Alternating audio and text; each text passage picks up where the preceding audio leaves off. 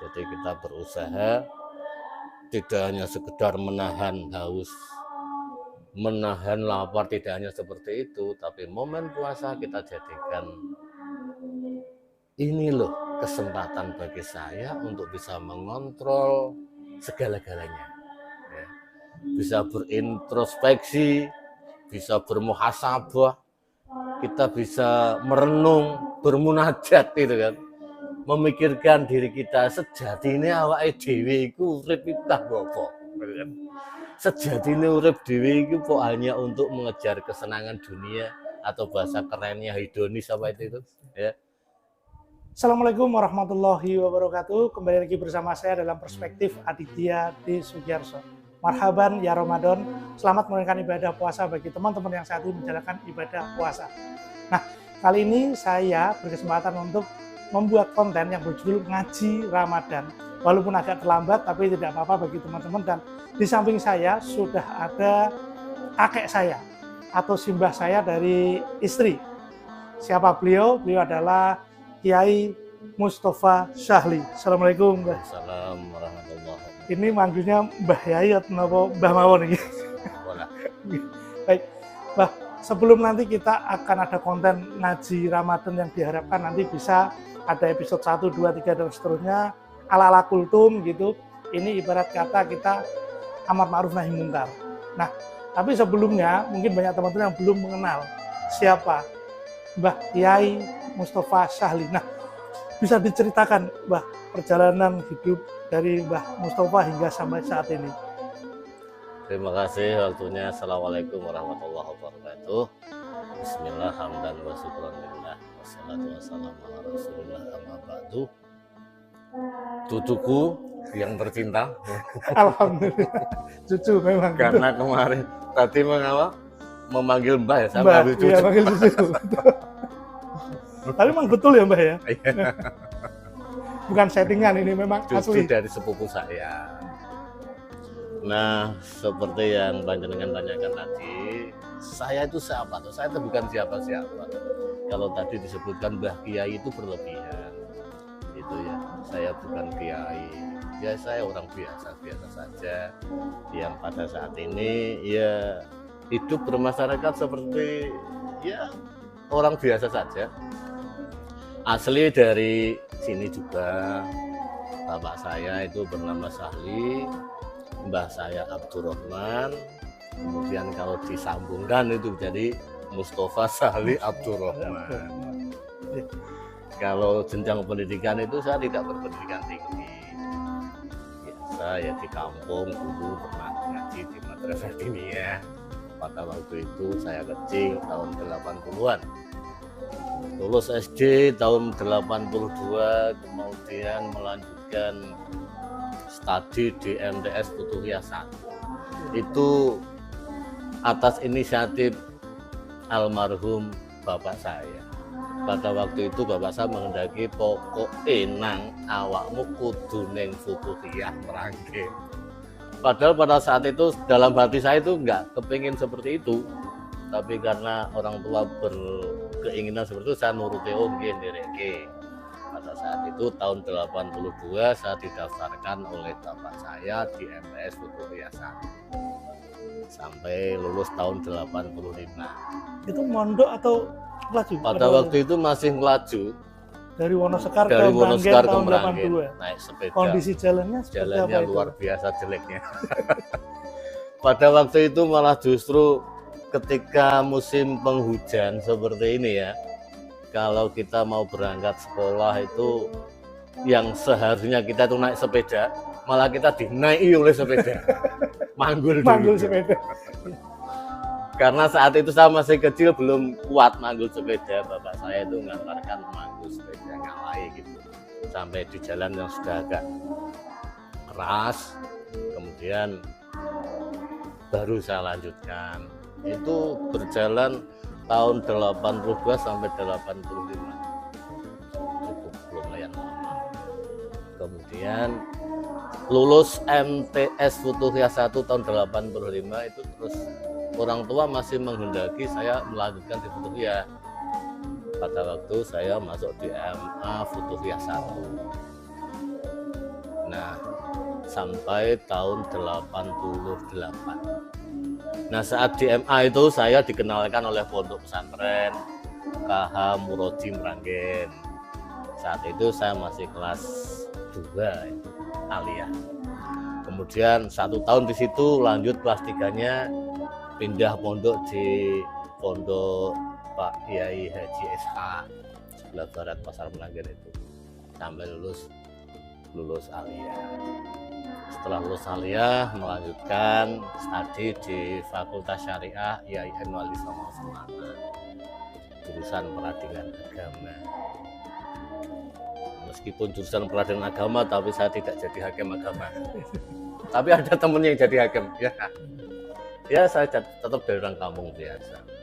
Tahun 2009 kemarin, alhamdulillah dapat kesempatan, dapat beasiswa penuh, magister, dan saya juga pilih di IAIN Wali Songo.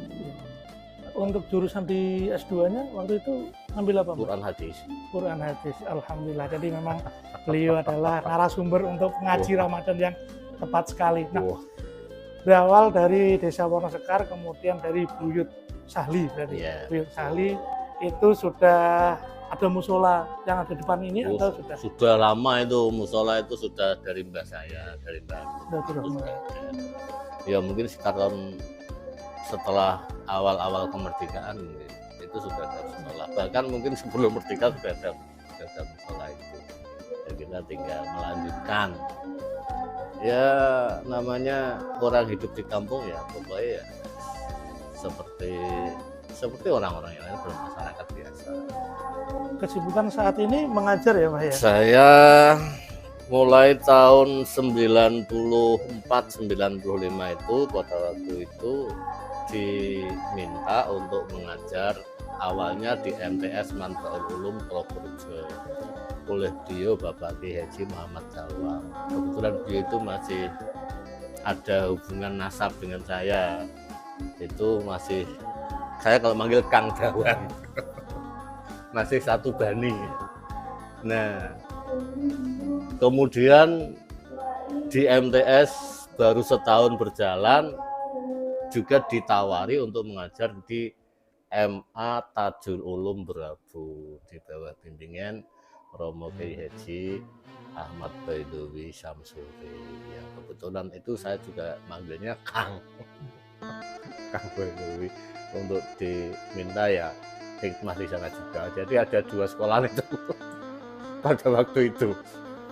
Dan sampai sekarang saya masih di MA Tajul. Sampai sekarang ya. Berarti dalam perjalanan kehidupan, artinya Mbah Topa ini pernah menyandang Gus. Karena putra dari Mbah Yai Sahli ya. Gus itu, Gus Topa berarti.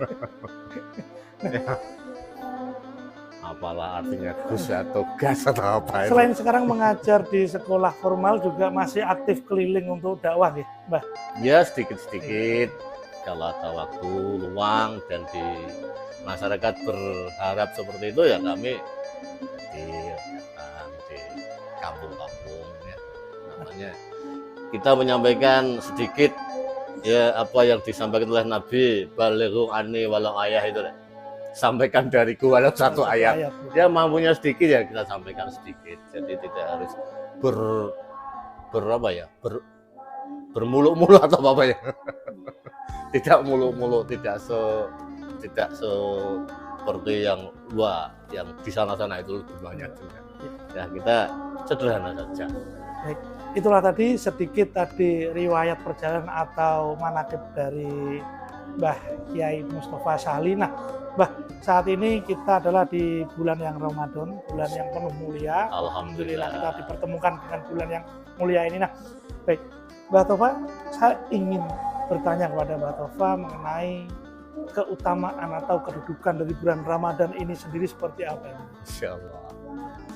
Alhamdulillah kita masih diberi umur oleh Allah, dianugerahi bisa menemui tamu agung ya.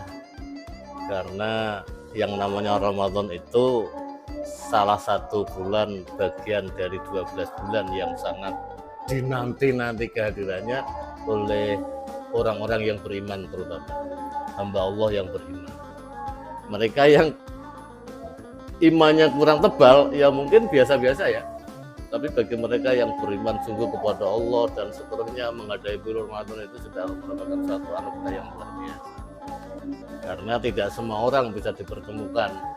Kalau kita kedatangan tamu, tamunya membawa berkah, kira-kira tuan rumahnya itu kan mempersiapkannya kan luar biasa, gitu. Banyak sekali yang harus dipersiapkan dan rasanya seneng, gitu kan. Dapat tamu agung, tamunya membawa berkah. Nah itu mesti tuan rumah sebagai orang yang ditamuni mempersiapkan segala sesuatu. Kalau tidak punya air misalnya, ya carikan air gitu kan.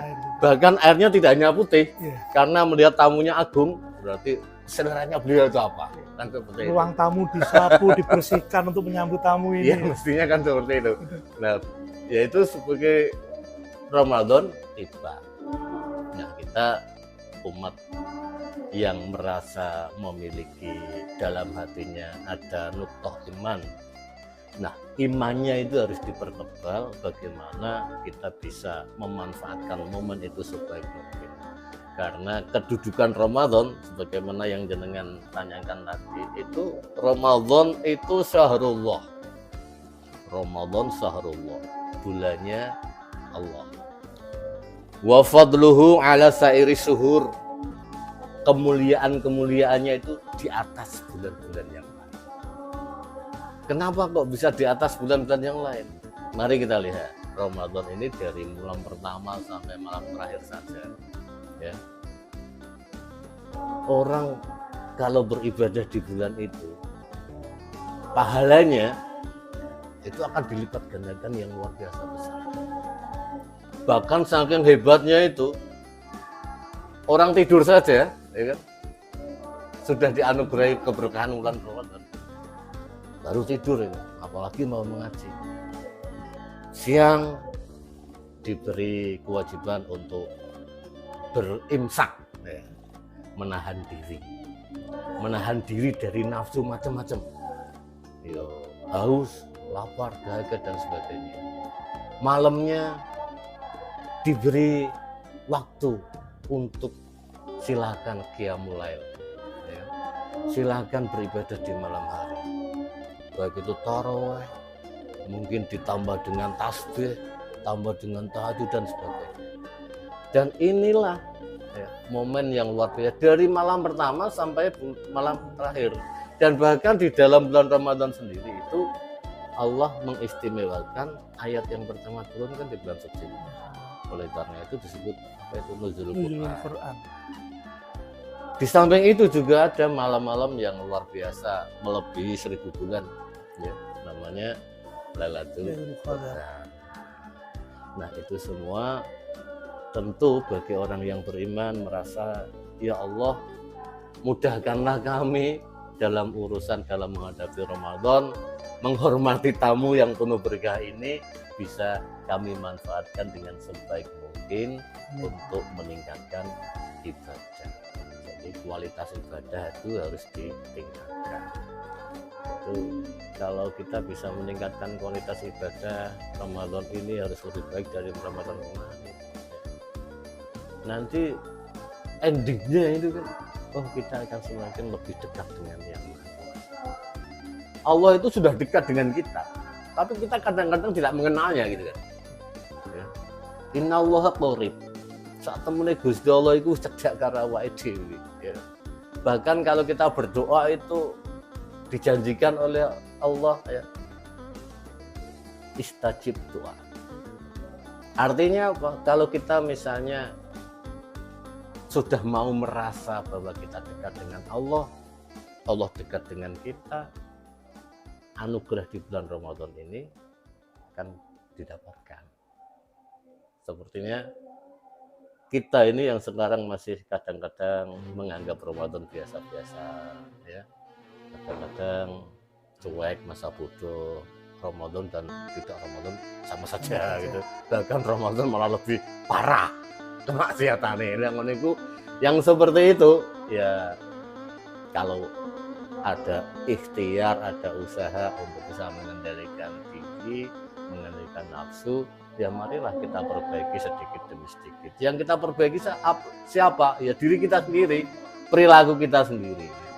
Semakin kita bisa mencerna, menghayati, syukur bisa mengamalkan ajaran-ajaran yang baik-baik, itu nanti hati kita akan semakin bisa tentram, nyaman, damai, dan itulah yang nanti akan diberikan Lailatul Qadar. Gitu kan.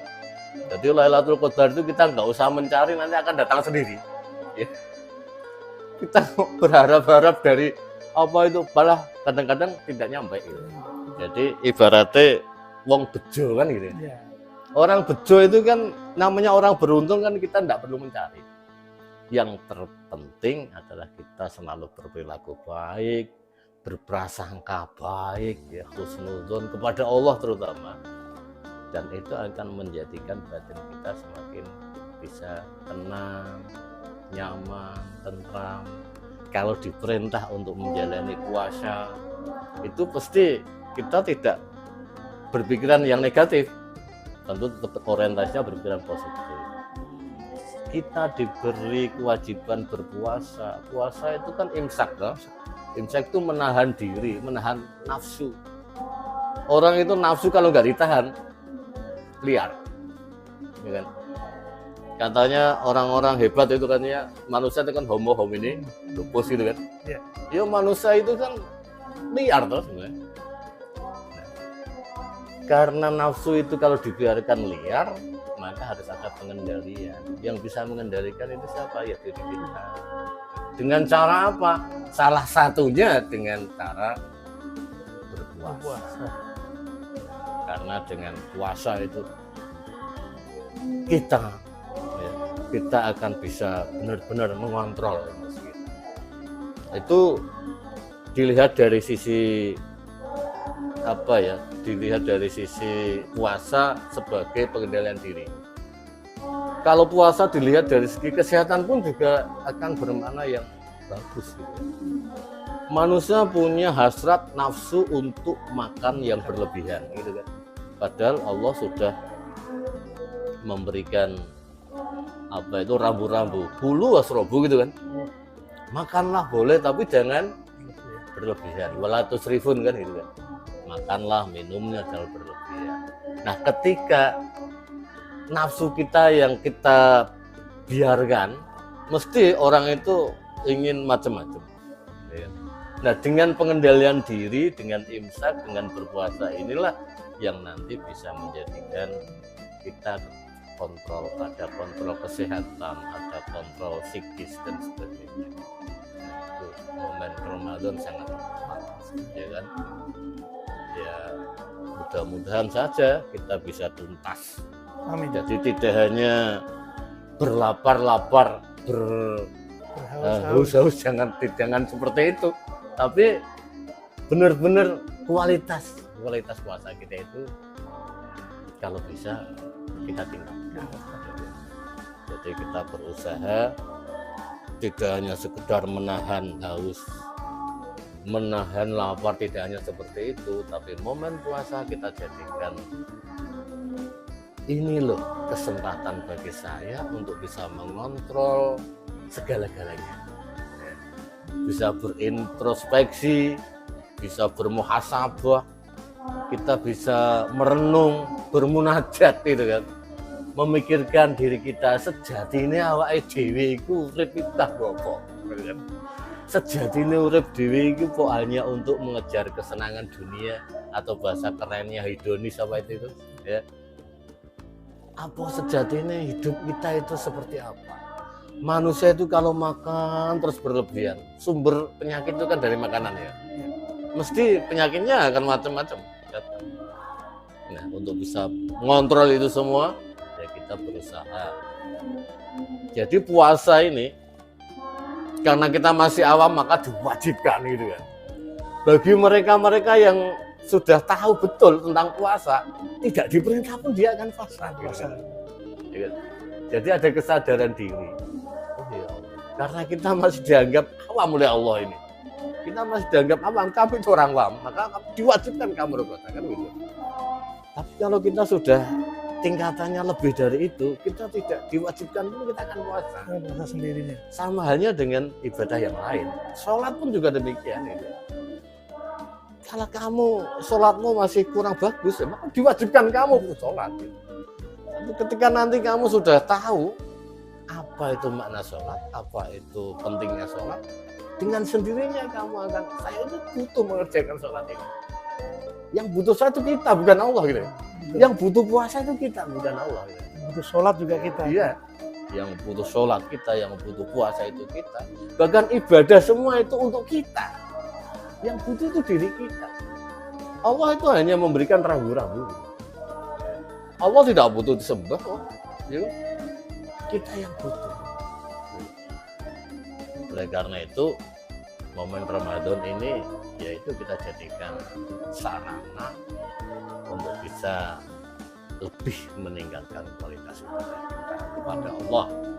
Mudah-mudahan kita diberi kelancaran, Amin. diberi kemudahan, diberi anugerah. Masalah Allah mau memberi pahala tidak itu terserah. Yang penting kita laksanakan. Oh ternyata puasa itu indah. Ternyata sholat itu indah. Nah, itulah istimewanya bulan Ramadan. Jadi Ramadan itu dibanding dengan bulan-bulan yang lain memang kelebihannya Ramadan ada nuzulul Quran, Ramadan ada Lailatul Qadar, Ramadan penuh keberkahan, awaluhu rahmah, ya. Wa awsatuhu maghfirah, penuh ampunan bulan ini. Nah, maksud dari penuh ampunan itu bagaimana? Allah itu mengampuni tidak hanya di bulan Ramadan. Setiap hari saat Allah akan mengampuni. Nah, karena di momen bulan ini ada momen yang luar biasa, makanya Allah memberikan keistimewaan. Ini loh, kalau ampunan di hari-hari biasa itu seperti ini, kalau di momen Ramadan, remisinya akan lebih besar kan begitu kan? Kira-kira seperti ini. Begitulah tadi teman-teman apa yang telah disampaikan oleh Kiai Mustafa Syahli. Nah, kemudian nanti kalau teman-teman ingin selalu mendengarkan tausiah juga kultum dari beliau, ikuti terus di channel saya Perspektif Aditya D. Sugiyarso. Wassalamualaikum warahmatullahi wabarakatuh. Warahmatullahi wabarakatuh.